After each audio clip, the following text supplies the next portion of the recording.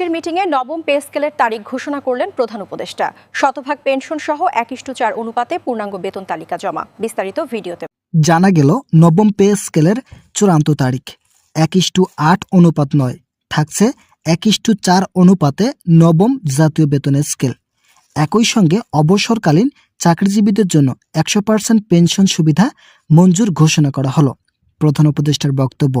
ইতিমধ্যে প্রধান উপদেষ্টা এ বিষয়ে ইতিবাচক তথ্য দিয়েছেন।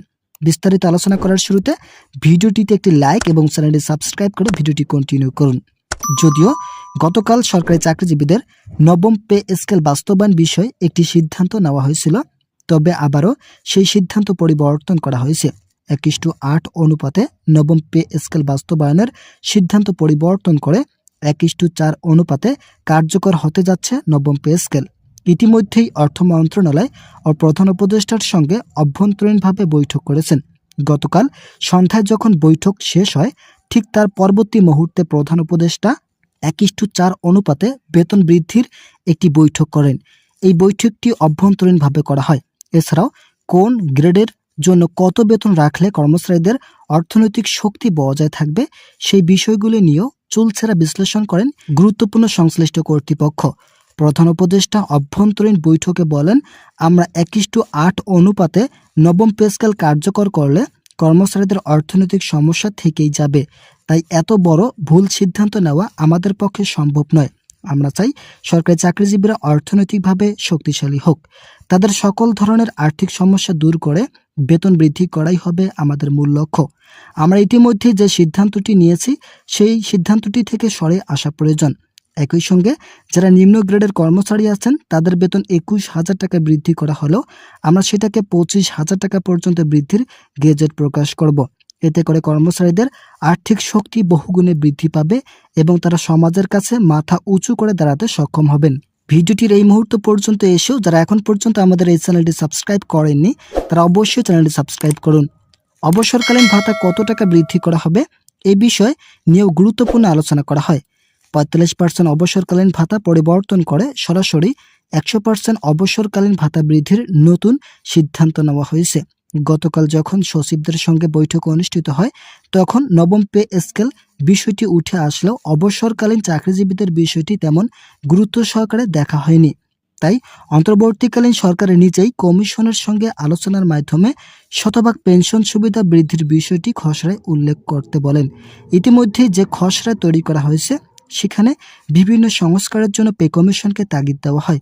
এছাড়াও পূর্বের বন্ধ করে দেওয়া সিলেকশন গ্রেড ও টাইম স্কেল নতুনভাবে পুনরুদ্ধারের লক্ষ্যে পে কমিশন যথেষ্ট চেষ্টা চালিয়ে যাচ্ছে বলে নিশ্চয়তা দিয়েছে।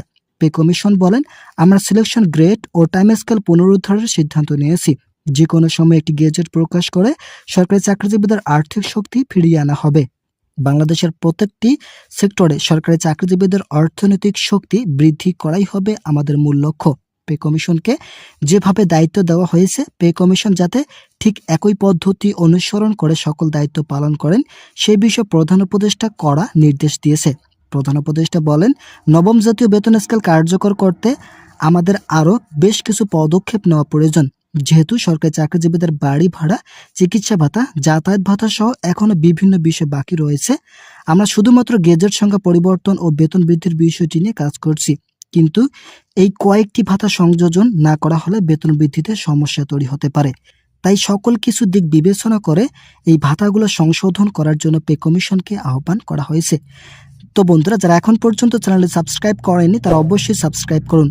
প্রধান উপদেষ্টা বলেন, যদি 1:8 অনুপাত বাতিল করে 1:4 অনুপাতে বেতন বৃদ্ধি করা হয়, তাহলে কর্মচারীরা দীর্ঘদিনের সকল ধরনের সমস্যা থেকে দ্রুত রেহাই পাবেন। ইতিমধ্যে সচিবরা এই বিষয়টি ইতিবাচক হিসেবে ইঙ্গিত দিয়েছেন। তাদের ভাষ্য মতে, যদি 1:4 অনুপাতে বেতন বৃদ্ধি করা হয়, তাহলে সকল দিক থেকে কর্মচারীরা দ্রুত উচ্চতায় পৌঁছাতে সক্ষম হবেন। কর্মচারীরা বর্তমান সময় কোনো অনুপাত আকারে বেতন পায় না। এতে করে তাদের ভিতরে অসন্তোষ জমাট বেঁধেছে। বিশেষ করে যারা নিম্ন গ্রেডের কর্মচারী আছেন, তাদের অর্থনৈতিক অবস্থা বর্তমান সময় খুবই বেহাল দশা। তাদের অর্থনৈতিক অবস্থাগুলো বৃদ্ধি করাই হবে পে কমিশনের অন্যতম মূল দায়িত্ব ও লক্ষ্য।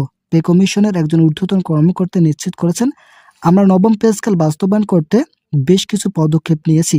যদিও গত 8 জানুয়ারি বৈঠক হয়েছে, তবে আমরা অভ্যন্তরীণভাবে একটি বৈঠকে নতুন কয়েকটি বিষয় সংযুক্ত করছি, যে বিষয়গুলো সরকারি চাকরিজীবীদের অর্থনৈতিকভাবে লাভবান করবে এবং দ্রুত চূড়ান্ত শিখরে পৌঁছাতে সাহায্য করবে। আমরা আশাবাদী সরকারি চাকরিজীবীরা নবম পে স্কেলকে সাদরে গ্রহণ করবেন। যেহেতু সর্বনিম্ন বেতন 25,000 টাকা নির্ধারণ করা হচ্ছে, তাই বেতন বৃদ্ধির বিষয়টি নিয়ে কোনো ধরনের আন্দোলন বা সহিংসতা যাতে না ঘটে সেই বিষয়ে নিশ্চয়তা দিয়েছে পে কমিশনের প্রধান উপদেষ্টা। ইতিমধ্যেই সরকারি চাকরিজীবীদের জন্য 1:8 অনুপাতে নবম পে স্কেল কার্যকরের বিষয়ে গতকাল আলোচনা করা হয়েছিল।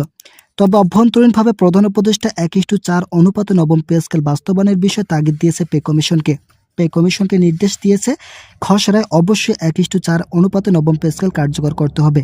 যদি 1:8 অনুপাতে নবম পে স্কেল কার্যকর করা হয় তাহলে সরকারি চাকরিজীবীরা আর্থিকভাবে ক্ষতিগ্রস্ত হবেন।